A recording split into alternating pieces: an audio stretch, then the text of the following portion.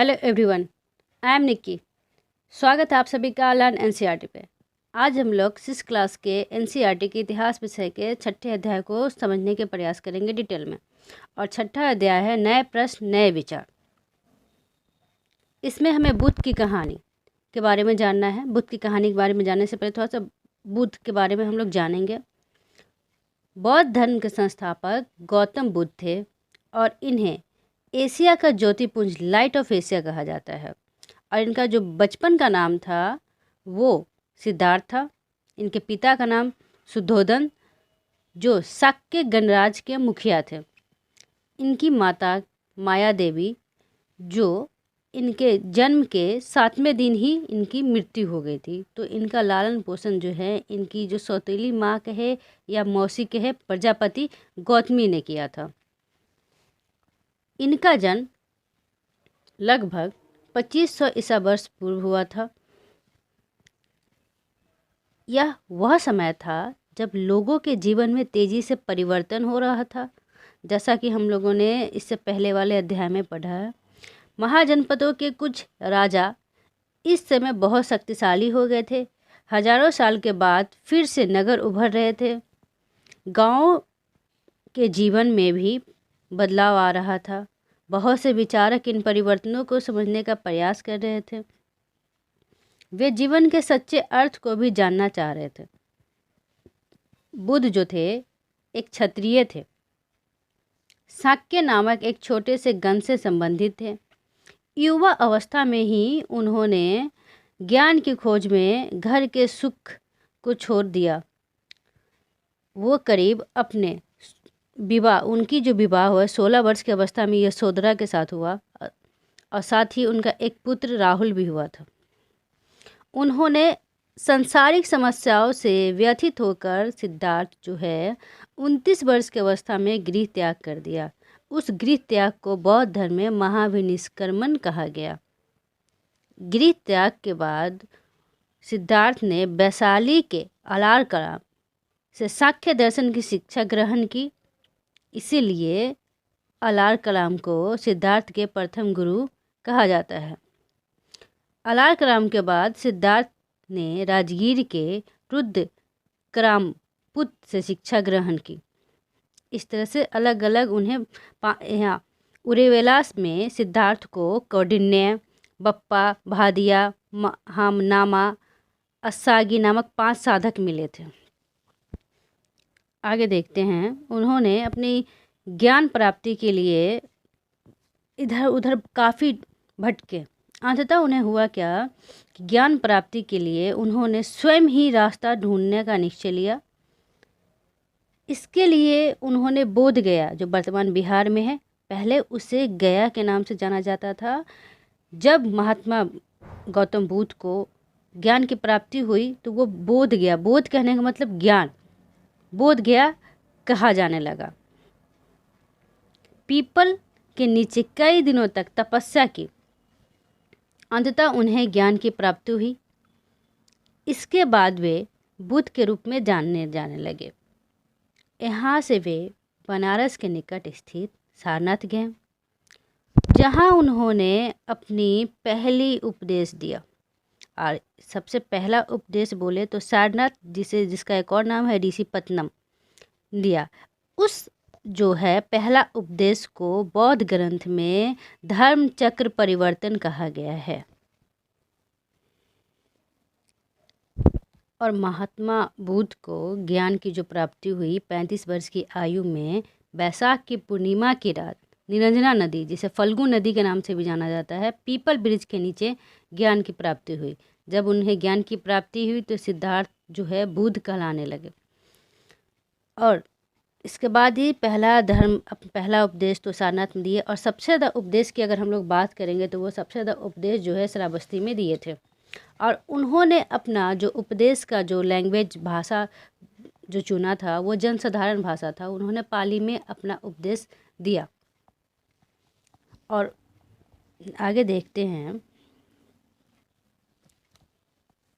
कुशीनारा में मृत्यु से पहले का शेष जीवन उन्होंने पैदल ही एक स्थान से दूसरे स्थान की यात्रा करने और लोगों को शिक्षा देने में व्यतीत किए। बुद्ध का जो मृत्यु हुआ था वो 80 वर्ष की अवस्था में 483 ईसा पूर्व में कुशीनारा, जो अभी देवरिया उत्तर प्रदेश में है, चूर्ण द्वारा अर्पित भोजन करने के बाद हो गई थी, जिसे बौद्ध धर्म में महापरिनिर्वाण कहा गया। मौलों ने अत्यंत सम्मानपूर्वक बुद्ध का जो अंत्येष्टि संस्कार किया। एक अनुश्रुति के अनुसार मृत्यु के बाद बुद्ध के शरीर के अवशेषों को 8 भागों में बांटकर उन पर 8 स्तूप का निर्माण कराया गया।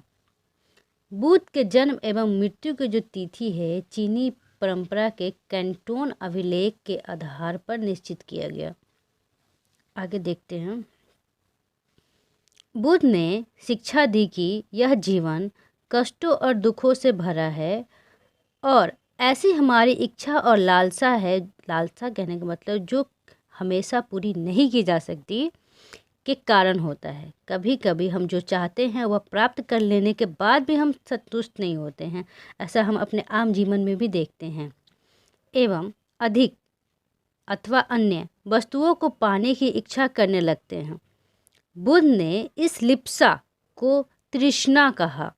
बुद्ध ने शिक्षा दी कि आत्मसंयम अपनाकर हम अपनी लालसा से मुक्ति पा सकते हैं।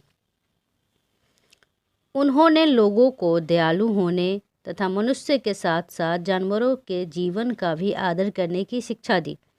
वे मानते थे कि हमारे कर्मों का परिणाम चाहे अच्छे हो या बुरे हो, हमारे वर्तमान जीवन के साथ साथ बाद के जीवन को भी प्रभावित करते हैं। बुद्ध ने अपनी शिक्षा सामान्य लोगों की प्रकृत भाषा में दी। इस सामान्य लोगों भी उनके संदेश को समझ सके। यहाँ देखते हैं सारनाथ स्तूप है। यहाँ जो सारनाथ स्तूप बना हुआ है, यहाँ जो वर्तमान में भी सारनाथ में है, इस इमारत को स्तूप के नाम से जाना जाता है।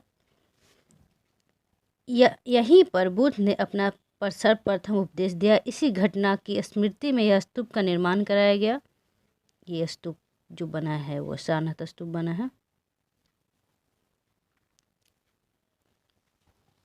बुद्ध ने कहा कि लोगों किसी शिक्षा को केवल इसलिए नहीं स्वीकार करें कि वे उनका उपदेश, बल्कि वे उसे अपने विवेक से मापे। और आगे देखते हैं। एक स्टोरी है किसा गौतमी की कहानी, बहुत ही फेमस है, जिसे हम लोग अभी जानेंगे। एक बुद्ध के विषय में प्रसिद्ध कहानी है। एक समय की बात है, किसा गौतमी नामक स्त्री का पुत्र जो है उसकी मृत्यु हो गई, मर गया था। इस बात से वो इतनी दुखी हुई कि वह अपने बच्चे को गोद में लेकर नगर की सड़कों पर घूम घूम कर लोगों से प्रार्थना करने लगी, कोई उसके पुत्र को जीवित कर दे। एक भला व्यक्ति ने बुद्ध के पास ले गया। बुद्ध ने कहा, मुझे एक मुट्ठी सरसों के बीज लाकर दो, मैं तुम्हारे पुत्र को जीवित कर दूंगा। किसा गौतमी बहुत प्रसन्न हुई, पर जैसे ही वो बीज लाने के लिए जाने लगी तभी बुद्ध ने उसे रोका और कहा, ये बीज एक ऐसे घर से मांग कर लाओ जहाँ किसी की मृत्यु ना हो। किसा गौतमी एक दरवाजे से दूसरे दरवाजे गई, लेकिन वह जहाँ भी गई उसने पाया कि हर घर में किसी न किसी का पिता, माता, बहन, भाई, पति, पत्नी, बच्चे, चाचा, चाची, दादा, दादी की मृत्यु हुई ही थी। कहने का मतलब ऐसा पॉसिबल ही नहीं है कि हर किसी के घर में मृत्यु हो ही नहीं। जीवन का एक अकाट सत्य है मृत्यु। अब थोड़ा सा उपनिषद के बारे में हम लोग जानते हैं। उपनिषद टोटल जो है, उपनिषद जो होते हैं 108 उपनिषद होते हैं। जिस समय बुद्ध उपदेश दे रहे थे उसी समय या उससे भी थोड़ा पहले दूसरे अन्य चिंतकों भी कठिन प्रश्नों से उत्तर ढूंढ रहे थे। कहने का मतलब जब बौद्ध धर्म का उदय हुआ 6वीं शताब्दी ईसा पूर्व में, उस समय सिर्फ एक इंडिया में नहीं पूरा वर्ल्ड में इस तरह से कॉन्फ्लिक्ट चल रहा था। और 64 संप्रदाय सेक्ट जो थे बौद्ध धर्म जैसे, बौद्ध धर्म, जैन धर्म, इस तरह से इंडिया में थे। उनमें से कुछ मृत्यु के बाद के जीवन के बारे में जानना चाहते थे, जबकि अन्य युगों की उपयोगिता के बारे में जानने के लिए उत्सुक थे। इनमें से अधिकांश चिंतकों का यह मानना था कि विश्व में कुछ तो ऐसा है जो अस्थायी है और जो मृत्यु के बाद भी बचा रहता है। इन्होंने इसका वर्णन आत्मा अथवा ब्रह्मा अथवा सार्वभौम आत्मा के रूप में किया। वे मानते थे कि अंततः आत्मा तथा ब्रह्म एक ही है। ऐसे कई विचारकों का संकलन उपनिषदों में हुआ।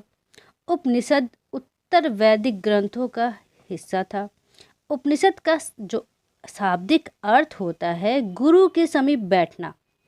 इन ग्रंथों में अध्यापक जो थे और विद्यार्थी के बीच बातचीत का संकलन किया गया।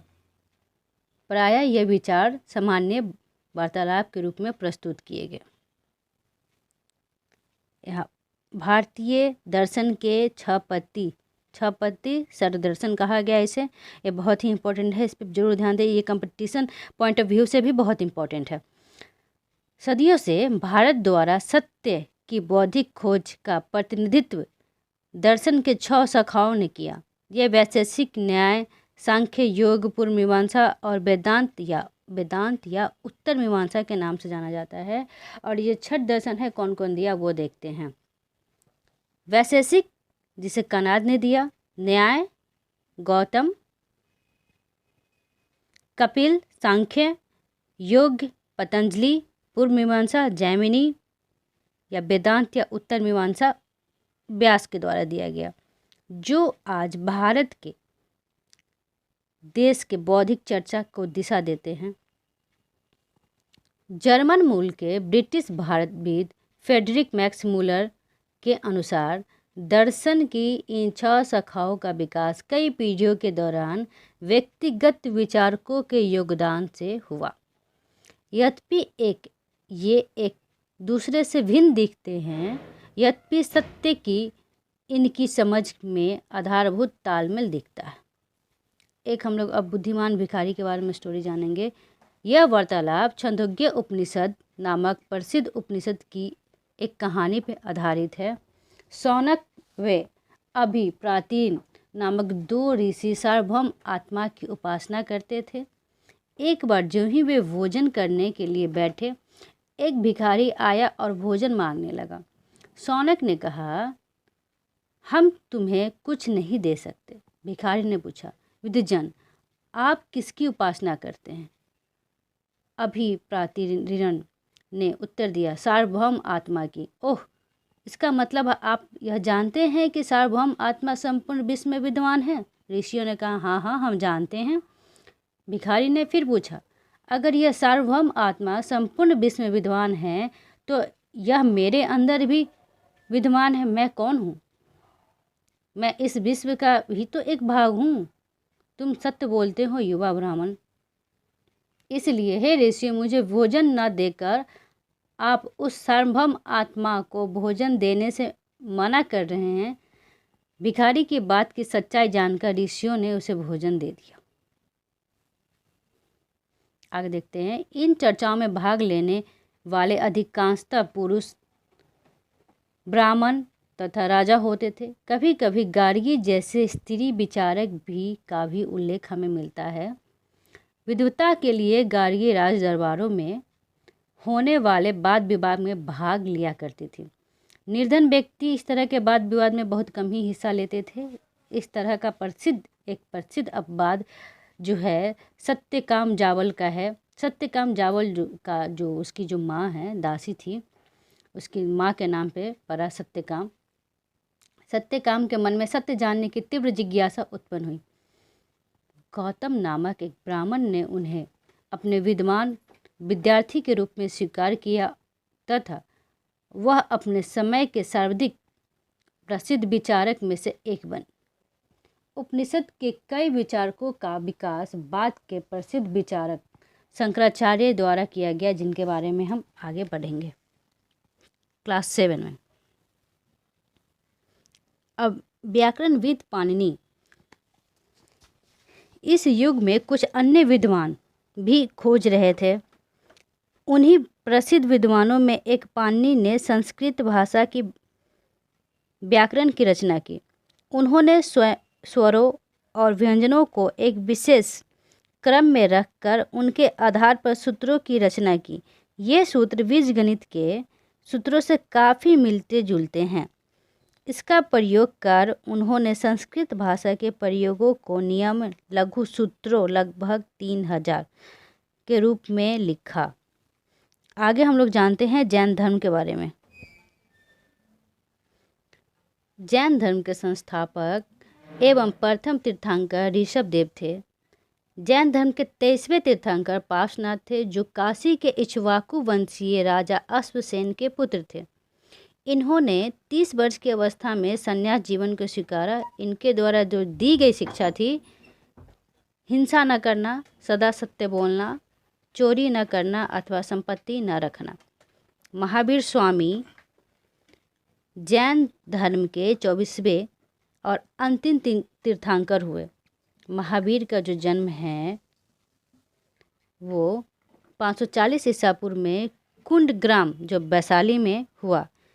इनके पिता सिद्धार्थ ज्ञात्रिक कुल के सरदार थे और माता त्रिशला जो लिच्छवी राजा चेटक की बहन थी।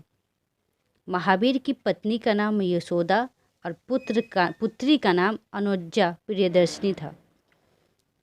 महावीर का बचपन का नाम वर्धमान था।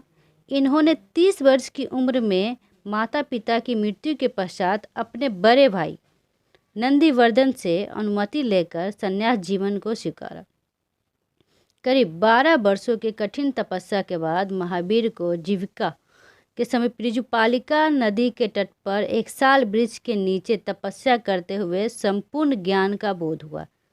इस समय से महावीर जिन कहने का मतलब विजेता, आहर्त माने पूज्य, निग्रंथ माने बंधनहीन कहलाए। महावीर ने अपना जो उपदेश प्रकृत माने अर्धमगधी भाषा में दिया। महावीर के जो अनुयायी को मूलतः निग्रंथ कहा गया और इनके जो प्रथम अनुयायी जो इनके दामाद थे जामिल बने। और प्रथम जैन भिक्षुणी नरेश दाहीवाहन की पुत्री चंपा थी। आगे देखते क्या है जैन धर्म। इस युग में अर्थात लगभग 2500 वर्ष पूर्व जैन धर्म के 24वें तीर्थंकर और अंतिम तीर्थंकर महावीर ने भी अपना विचार का प्रसार किया। वह वज्जी संघ के लिच्छवी कुल के एक क्षत्रिय राजकुमार थे। इस संघ के विषय में हमने आगे भी पढ़ा था। 30 वर्ष की आयु में उन्होंने घर छोड़ दिया और जंगल में रहने लगे। 12 वर्ष तक कठिन तपस्या और एकाकी जीवन व्यतीत किया। इसके बाद उन्हें ज्ञान की प्राप्ति हुई। पहले मैं बता चुकी हूँ।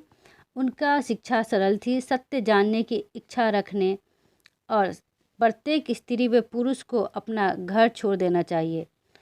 उन्होंने अहिंसा के नियमों की कड़ाई से पालन करने अर्थात किसी भी जीव को कष्ट देना चाहिए और ना ही किसी की हत्या करना चाहिए। महावीर का कहना था सभी जीव जीना चाहते हैं, सभी के लिए जीवन प्रिय है। महावीर ने अपनी शिक्षा प्रकृति में दी। यही कारण है कि साधारण जन भी उनके तथा उनके अनुयायी की शिक्षा को समझ सके। देश के अलग अलग हिस्सों में प्रकृति के अलग अलग रूप प्रचलित थे। प्रचलन क्षेत्र के आधार पर ही उन्हें अलग अलग नाम थे। जैसे मगध में बोली जाने वाली मगध प्राकृत मागधी कहलाई। जैन नाम से जाने गए महावीर के अनुयायियों को भोजन के लिए भिक्षा मांगकर सदा जीवन व्यतीत करना होता था। उन्हें पूरी तरह से ईमानदार होना पड़ता था। चोरी न करने की सख्त हिदायत थी। उन्हें ब्रह्मचर्य का पालन करना होता था। पुरुष को वस्त्रों सहित सब कुछ त्याग देना पड़ता था। जैन जो शब्द है जीन शब्द से निकलता है, जिसका अर्थ होता है विजेता, जो मैं पहले ही बता चुकी हूँ। अधिकांश व्यक्तियों के लिए कड़े नियम पालन करना बहुत कठिन था। फिर भी 1000 व्यक्तियों में से इस जीवन शैली को जीने और सीखने के लिए घर छोड़ दिया। कई अपने घर पर ही रहकर और भिक्षु भिक्षुणियों बने लोगों को भोजन प्रदान कर उन्हें सहायता करते थे। मुख्यतः व्यापारियों ने जैन धर्म का समर्थन किया। किसानों के लिए इन नियमों का पालन करना कठिन था, क्योंकि फसल की रक्षा के लिए उन्हें कीड़े मकोड़ों को मारना पड़ता था। बाद की सदियों में जैन धर्म उत्तर भारत के कई हिस्सों के साथ साथ गुजरात, तमिलनाडु, कर्नाटक में भी फैल गए। महावीर तथा उनके अनुयायियों की शिक्षा कई शताब्दियों तक मौखिक रूप में ही रही। वर्तमान में उपलब्ध जैन धर्म की जो शिक्षाएं हैं लगभग 1500 ईसा पूर्व गुजरात के बल्लवी नामक स्थान पर लिखी गई थी। अब जानते हैं संघ। संघ क्या होता है? कोई भी धर्म हो, महावीर हो, बुद्ध हो, दोनों का ही मानना था कि घर का त्याग तो करना ही करना है सच्चे ज्ञान की प्राप्ति के लिए। ऐसे लोगों के लिए उन्होंने संघ नामक संगठन बनाया, जहां घर का त्याग करने वाले लोग एक साथ रह सके। संघ में रहने वाले बौद्ध भिक्षुओं के लिए बनाए गए नियम विनय पिटक नामक ग्रंथ में मिलते हैं। विनय पिटक से हमें पता चलता है कि संघ में पुरुषों और स्त्रियों के रहने की अलग अलग व्यवस्था थी। सभी व्यक्ति संघ में प्रवेश ले सकते थे। हालांकि संघ में प्रवेश के लिए बच्चों को अपने माता पिता से, दासों को अपने स्वामी से, राजा के यहाँ काम करने वाले लोगों को राजा से तथा कर्जदारों को अपने लेनदार की अनुमति लेनी होती थी। एक स्त्री को इसके लिए अपने पति से अनुमति लेनी होती थी। संघ में प्रवेश लेने वाले स्त्री पुरुष बहुत सारा जीवन व्यतीत करते थे। वे अपना अधिकांश समय ध्यान करने में बिताते थे और दिन के एक निश्चित समय में वे शहरों गांवों में जाकर भिक्षा मांगते थे। यही कारण है कि उन्हें भिक्षु या भिक्षुणियों, साधु, भिखारी के लिए प्रकृत शब्द कहा गया है। वे आम लोगों को शिक्षा देते थे, साथ ही साथ एक दूसरे की सहायता भी करते थे। किसी भी तरह की आपसी लड़ाई का निपटारा करने के लिए वे प्रायः बैठक भी किया करते थे। संघ में प्रवेश लेने वाले ब्राह्मण, क्षत्रिय, व्यापारी, मजदूर, नाई, गणिकाओं तथा दास भी शामिल थे। इनमें से कई लोगों ने बुद्ध की शिक्षा के विषय में लिखा कि कुछ लोगों ने संघ में अपने जीवन के विषय में सुंदर कविताओं की रचना भी की। अब यहाँ देखते हैं, पहाड़ को काट कर बनाई गई एक गुफा है जो कार्ले है। कार्ले जो वर्तमान महाराष्ट्र में है, कार्ले है, भाजा है, ये कन्हेरी है। इस तरह से कई सारे पहाड़ को काट कर बनाई गई गुफा है, जिसमें बौद्ध धर्म, जैन धर्म, अलग अलग धर्म के अलग अलग सेक्ट्स के अनुयायी रहते थे। अब बिहार के बारे में जानते हैं। बिहार किसे कहते हैं? जैन और बौद्ध भिक्षु पूरे साल एक स्थान से दूसरे स्थान तक घूमते हुए उपदेश दिया करते थे। केवल वर्षा ऋतु में जब यात्रा करना कठिन हो जाता था तब वे एक स्थान पर ही निवास करते थे। ऐसे समय में अपने अनुयायियों द्वारा उद्यानों में बनाए गए अस्थायी निवासों में अथवा पहाड़ी क्षेत्रों में प्राकृतिक गुफाओं में रहते थे। जैसे जैसे समय बीतता गया, भिक्षु भिक्षुणियों ने स्वयं तथा उनके समर्थकों ने अधिक अस्थायी शरणार्थियों की आवश्यकता का अनुभव किया। तब कई शरण स्थल बनाए गए जिन्हें विहार कहा गया। आरंभिक जो विहार बना हुआ था वो लकड़ी का बना हुआ था। उसके बाद जो है उसका निर्माण में ईंट का प्रयोग किए जाने लगा। पश्चिमी भारत में विशेषकर कुछ विहार पहाड़ियों को जो खोद कर बनाया गया है। ये एक चित्रण है, पहाड़ियों को खोद कर बनाया गया।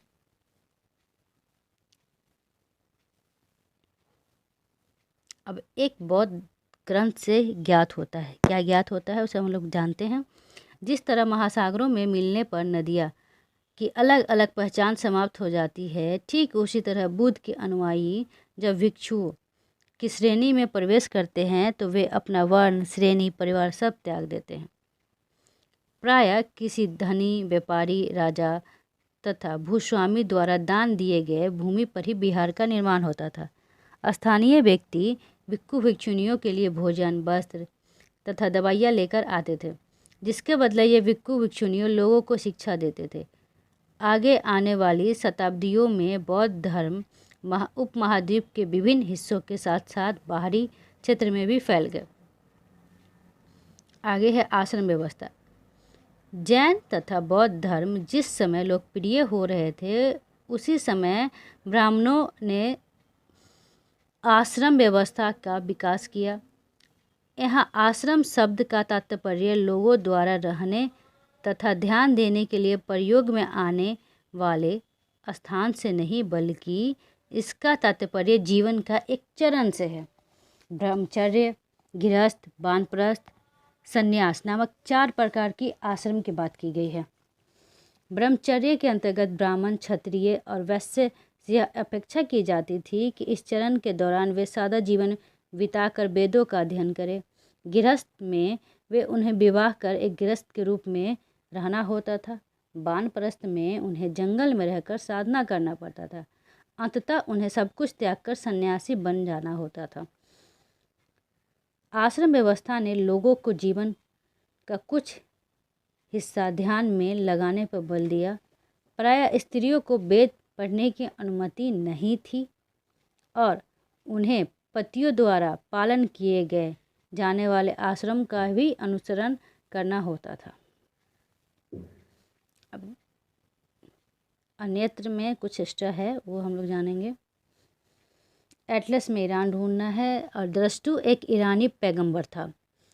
उनकी शिक्षा का संकलन जेंद अवेस्ता नामक ग्रंथ में मिलता है। जेंद अवेस्ता की भाषा तथा इसमें वर्णित रीति रिवाज वेदों की भाषा और रीति रिवाज से काफ़ी मिलते जुलते थे। जरस्तु की मूल शिक्षा का सूत्र था सद्विचार, सद्वचन, सद्काल है ईश्वर बल, सत्य प्रधानता एवं सत्य विचार प्रदान कीजिए, जिनके जरिए हम शांति बना सके। 1000 से अधिक वर्षों तक जरस्तुवाद ईरान का एक प्रमुख धर्म रहा। बाद में कुछ जरस्तु शास्त्रवादी ईरान से आकर गुजरात और महाराष्ट्र के तटीय नगर में बस गए।